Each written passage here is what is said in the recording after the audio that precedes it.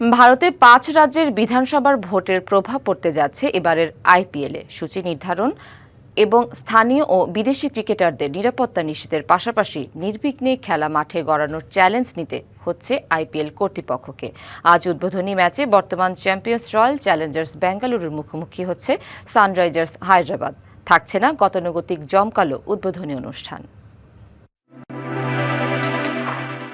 বেঙ্গালুরুর চিন্নাস্বামী স্টেডিয়ামে উঠতে যাচ্ছে আইপিএলের ১৯তম আসরের পর্দা। ম্যাচের আগে থাকছে না উদ্বোধনী কোনো আড়ম্বর। গতবার কোহলিদের শিরোপা উৎসবে পদদলিত হয়ে মারা যান ১১ সমর্থক। ফলে এবার শোকের আবহে শুরু হচ্ছে টুর্নামেন্ট।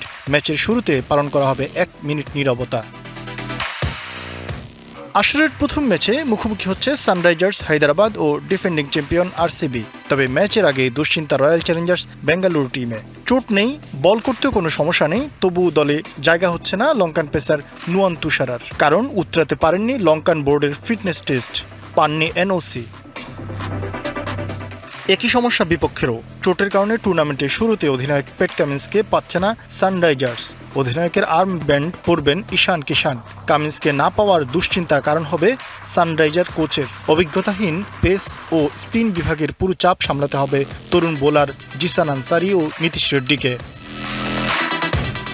এবারের আইপিএলের ফিক্সচার করা হয়েছে ভারতের বিধানসভা নির্বাচন ব্যস্ততা মাথায় রেখে। কলকাতার ভোটের মাঠের উত্তাপ বিবেচনায় ২, ৬ ও ৯ এপ্রিল ইডেন গার্ডেন্সে খেলতে নামবে শাহরুখের ফ্র্যাঞ্চাইজি কেকেআর। থাকবে অতিরিক্ত নিরাপত্তা ব্যবস্থা। নানা রাজ্যের নির্বাচনের মাঝে পড়ায় এবারের আইপিএল হারাতে পারে কিছুটা জৌলুস। শরীফ ফারুকি, ডিবিসি নিউজ। নগদ নিয়ে এলো হার না মানা হার অফার।